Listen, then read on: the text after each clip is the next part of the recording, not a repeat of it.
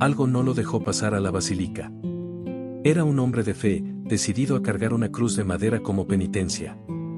Lo vimos acercarse a la basílica al amanecer, arrastrando los pies, agotado pero determinado. Estaba a unos metros de la entrada cuando cayó al suelo, inconsciente. Los médicos lo atendieron de inmediato, pero no encontraron nada malo. Solo estaba débil, decían. Sin embargo, cuando despertó, su rostro estaba pálido, lleno de terror. No me dejó entrar, susurró. Una figura oscura se paró frente a mí y me empujó hacia atrás. Intentamos consolarlo, pero se negó a volver a intentarlo. Se quedó fuera, rezando en silencio, mientras la cruz que cargó parecía más pesada que nunca. La procesión de almas. Era pasada la medianoche cuando me desperté, incapaz de volver a dormir. Desde mi lugar en el campamento improvisado, vi algo extraño, una fila de figuras luminosas caminaba lentamente hacia la basílica. No emitían sonido alguno, pero su presencia era sobrecogedora. Pensé que eran otros peregrinos con velas, pero algo no encajaba. Sus cuerpos parecían flotar ligeramente, y su luz no venía de las velas, sino de ellos mismos. A la mañana siguiente, lo mencioné al grupo. Un anciano, con rostro serio, me respondió. Dicen que esas son las almas de los que murieron en el camino. No llegaron a la basílica en vida, pero su fe las lleva cada noche hasta el altar. La peregrina eterna. Fue en la tercera noche de nuestra peregrinación cuando noté a la mujer. Vestía un largo vestido negro, descalza, y sostenía una vela que no se apagaba, a pesar del viento. Caminaba al ritmo del grupo, pero de alguna forma siempre parecía estar delante de nosotros, sin importar cuánto avanzáramos. Para mí era una más entre los peregrinos, pero algo en su presencia era inquietante. Su figura era delgada, casi frágil, y su rostro estaba siempre inclinado, como si evitara que alguien lo viera. Una noche, mientras descansábamos, la vi de nuevo. Esta vez estaba parada junto al camino, sosteniendo su vela. Decidí acercarme, intrigado. ¿Por qué peregrina usted?, le pregunté, intentando sonar respetuoso. Ella levantó la mirada lentamente. Sus ojos eran profundos, como si escondieran siglos de dolor. Busco el perdón, dijo con voz suave, casi un susurro. Por algo que hice, algo que no puedo deshacer. Antes de que pudiera preguntar más, se dio la vuelta y comenzó a caminar. A pesar de su lento paso, desapareció entre la oscuridad como si nunca hubiera estado ahí. Al día siguiente, la comenté con otros peregrinos, pero nadie sabía quién era hasta que una mujer me comentó. Esa mujer ha sido vista por generaciones, me dijo. Siempre lleva su vela y dice lo mismo. Dicen que jamás llega a la basílica, no importa cuántas veces lo intente. Esa noche, la busqué entre los caminantes, pero no volví a verla. Sin embargo, cada vez que pasaba cerca de una vela encendida, no podía evitar fijarme en la llama, temiendo ver en ella el reflejo de su rostro.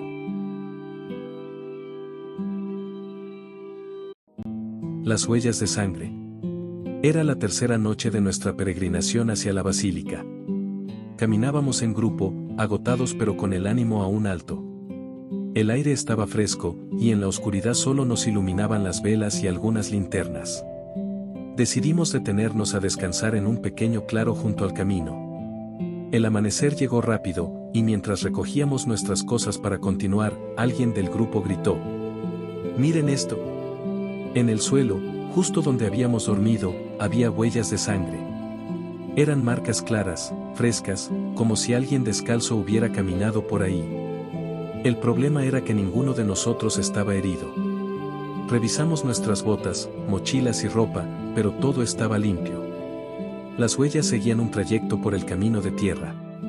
Eran pequeñas, tal vez de un niño, y parecían arrastrarse en algunos puntos, como si quien las hubiera dejado estuviera herido o cansado. Decidimos seguirlas, aunque muchos estaban inquietos. ¿Quién podría haber caminado por ahí en esas condiciones sin que lo viéramos? ¿Y por qué nadie pidió ayuda? Las huellas nos guiaron hasta una pequeña capilla abandonada que alguien había mencionado la noche anterior. Era una estructura vieja, con las puertas de madera desgastadas y un aire de abandono que hacía que hasta los más creyentes dudaran en acercarse. Las huellas terminaban justo en la entrada. Era como si la persona hubiera entrado, pero cuando empujamos la puerta, no había nadie. Dentro, todo estaba cubierto de polvo y telarañas, excepto el suelo frente al altar, que parecía haber sido limpiado recientemente. En el altar había una figura de la Virgen de Guadalupe, pero estaba cubierta de manchas oscuras.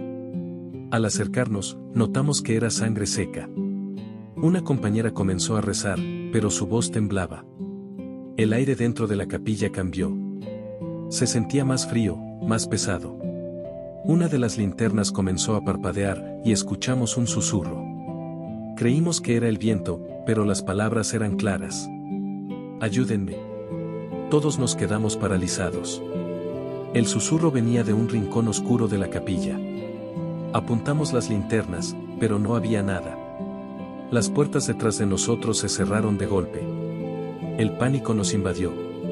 Algunos comenzaron a rezar, otros intentaron abrir las puertas sin éxito. El susurro se convirtió en un lamento, y luego en un grito desgarrador que resonaba en las paredes. Finalmente, uno de los más valientes logró forzar la puerta, y todos salimos corriendo sin mirar atrás. No volvimos a hablar de lo que pasó esa mañana, pero al llegar a la basílica, alguien nos contó una historia que me heló la sangre. Hace años, una familia que peregrinaba se había refugiado en esa capilla durante una tormenta. Uno de los niños se perdió y nunca lo encontraron. Los locales dicen que su espíritu quedó atrapado ahí, buscando ayuda, dejando sus huellas para guiar a los demás. Desde entonces, no puedo evitar mirar al suelo cuando camino por lugares solitarios. Porque si vuelvo a ver esas huellas, no sé si tendré el valor de seguirlas de nuevo.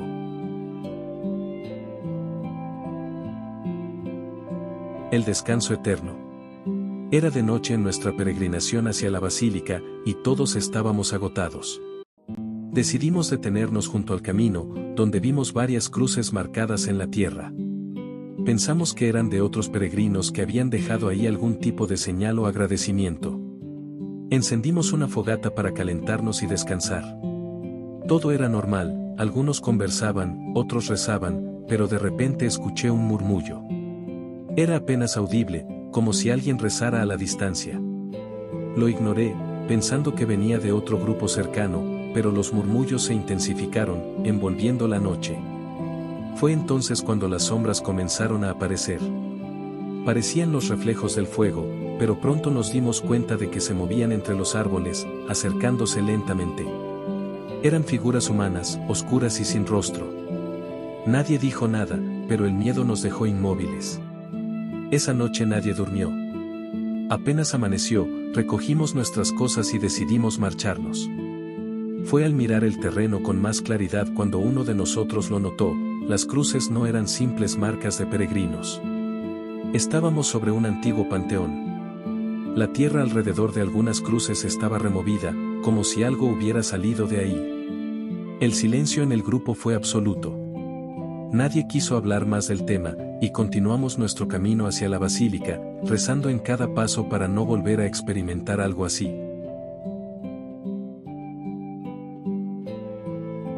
El penitente de ceniza.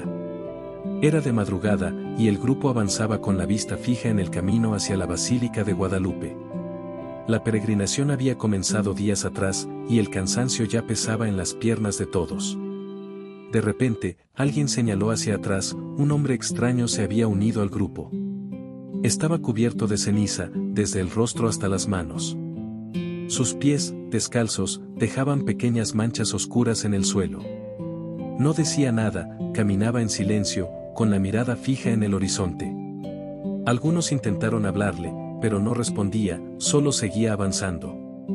Al llegar a un pequeño altar improvisado, el grupo decidió descansar y rezar. Cuando se dieron cuenta, el hombre ya no estaba. Al buscarlo, notaron que las marcas de sus pisadas terminaban abruptamente en un círculo quemado en la tierra. Esa noche, una persona del grupo mencionó que, hace años, un penitente había intentado caminar descalzo hacia la basílica como ofrenda, pero murió antes de llegar. Desde entonces, algunos dicen verlo en las peregrinaciones, buscando terminar su camino. Nadie volvió a mencionar al extraño hombre de ceniza, pero todos apresuraron el paso, evitando mirar atrás.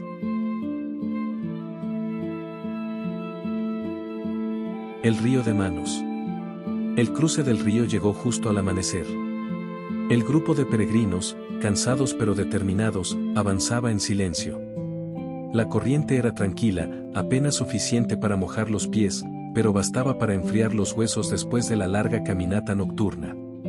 Algunos comenzaron a cruzar, sumergiendo los pies en el agua helada.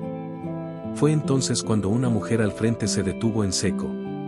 ¿Sintieron eso?, preguntó, con un temblor en la voz. Los demás la ignoraron al principio, atribuyendo su inquietud al frío. Pero pronto todos comenzaron a sentirlo, un roce, como si dedos invisibles acariciaran sus piernas bajo el agua. Las risas nerviosas se apagaron cuando alguien encendió una linterna y la dirigió hacia la corriente. Ahí estaban. Cientos de manos pálidas se movían justo bajo la superficie, estirándose hacia los pies de los peregrinos. No había cuerpos, solo manos, flotando en un retorcido vaivén con la corriente. El grupo cruzó a toda prisa, dejando atrás el río. Nadie dijo una palabra hasta llegar al siguiente punto de descanso. Más tarde, uno de los guías les contó una historia. Tiempo atrás, en ese río, se reportaron accidentes de peregrinos que habían sido arrastrados por la corriente. Desde entonces, se dice que las almas de los que no lograron cruzar se quedaron atrapadas, esperando compañía para no estar solas. Después de esa noche, ninguno de los presentes quiso volver a caminar cerca del agua. You promised you'd take me there someday, but you never did. Well, I'm alone there now, in our special place, waiting for you to come to see me.